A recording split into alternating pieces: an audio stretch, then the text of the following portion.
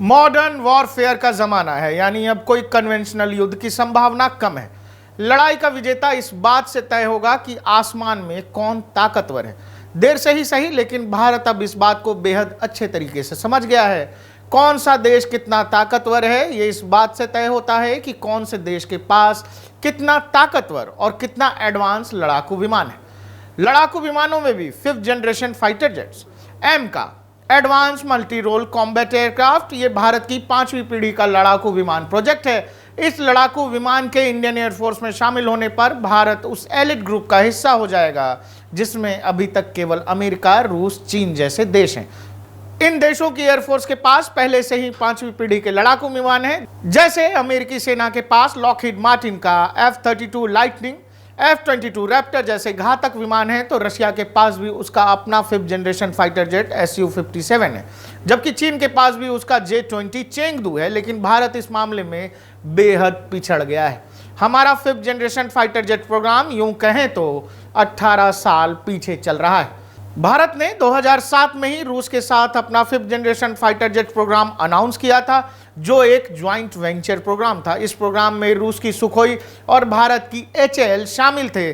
बाद में Indian air force ने जब टेक ट्रांसफर की बात की तो रूस ने मना कर दिया और भारत 2018 में इस प्रोग्राम से बाहर हो गया। साथ ही भारत ने यह तय किया कि भारत अपना खुद का 5th generation fighter jet programme develop करेगा और इस काम में लगाया गया देश की DRDO मतलब defence research and development organisation को। भारतीय वायुसेना लगातार लड़ाकू विमानों की कमी से जूझती रही है।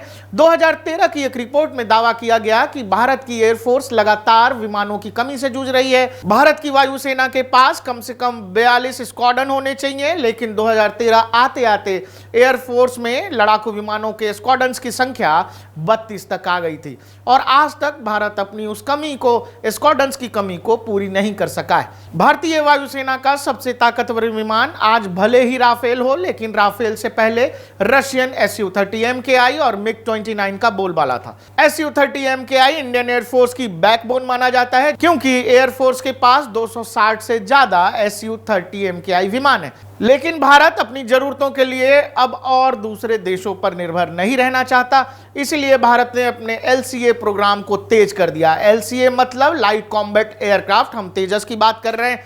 सरकार ने हिंदुस्तान एरोनॉटिक्स लिमिटेड द्वारा निर्मित स्वदेशी हल्के लड़ाकू विमान तेजस पर अत्यधिक विश्वास करते हुए अपने बेड़े की क्षमता बढ़ाने के लिए 2021 में 83 तेजस MK-1 जेट का ऑर्डर दिया था, जिनकी डिलीवरी फरवरी 2024 तक पूरी हो गई है। इसके अलावा 30 नवंबर 2023 को भारत की डिफेंस कमेटी ने 97 और नए तेजस MK-1A तेजस की खरीद को मंजूरी दे दी।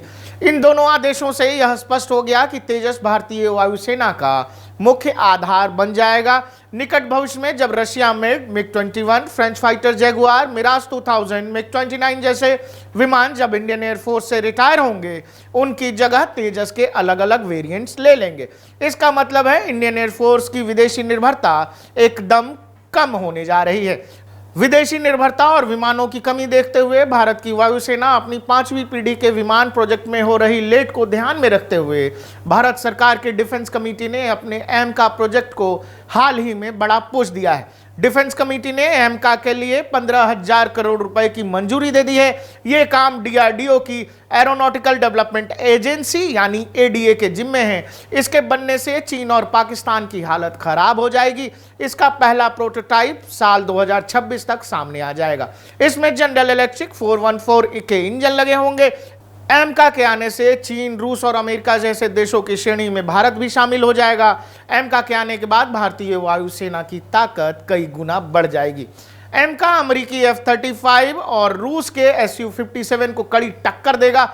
देश में अभी फ्रांस से मंगाए 4.5 पीढ़ी के राफेल जेट ही हैं। यह विमान अमेरिका के सबसे खतरनाक फाइटर जेट F-35 को स्पीड में पछाड़ देगा। इसकी अधिकतम गति 2633 किलोमीटर प्रति घंटा की होगी, जबकि F-35 की अधिकतम गति महज 2000 किलोमीटर प्रति घंटा की है। एमका के आने के बाद पाकिस्तान तो मुंह खोल नहीं पाएगा, साथ ही चीन की हालत खराब रहेगी। एमका की रेंज भी अमेरिकी F-35 से ज्यादा होगी। भारतीय लड़ाकू विमान की रेंज 3240 किलोमीटर होगी, जबकि अमेरिकी फाइटर जेट की रेंज महज 2800 किलोमीटर है।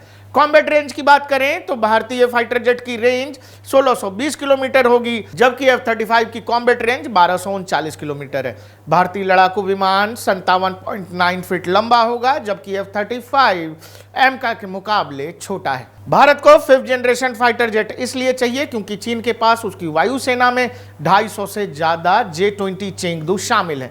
हालांकि दुनिया के एक्सपर्ट ये मानते हैं कि चीन के चेंगडू जेट बहुत ही संदेह के घेरे में है, क्योंकि चीन का J-20 war tested fighter jet नहीं है। इंडियन एक्सपर्ट की माने तो चेंगडू पर भारत का राफेल भारी पड़ेगा, जबकि राफेल तो 4.5 जनरेशन का फाइटर जेट है।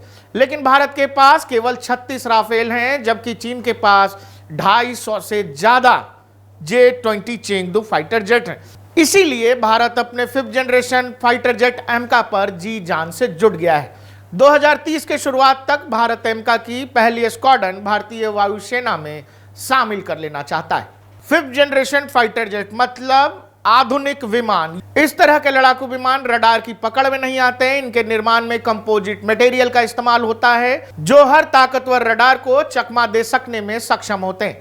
5वीं पीढ़ी के विमान में हथियार बाहर की तरफ नहीं होते, मतलब हार्ड पॉइंट्स बाहर नहीं होते। सारे मिसाइल गोला बारूद जेट के अंदर ही होता है। इनका रडार क्रॉस सेक्शन एरिया बेहद कम होता है और इसीलिए ये किसी भी रडार की पकड़ में नहीं आते। राफेल का नाम आते ही चीन और पाकिस्तान के पसीने आ जाते हैं। जिस दिन इंडियन एयरफोर्स में 250 से ज्यादा एमका जेट शामिल हो जाएंगे, उस दिन इन दोनों ही देशों का क्या हाल होगा, सोचिएगा। भारतीय वायुसेना 2040 तक अपने स्क्वाड्रन्स की कमी को हर हाल तक पूरा कर लेना चाहती है और जब भी दो तरफा लड़ाई होगी तो कम से कम यह तय हो कि भारतीय वायुसेना के पास उसके 42 के 42 स्क्वाड्रन बिल्कुल मजबूती से खड़े हों।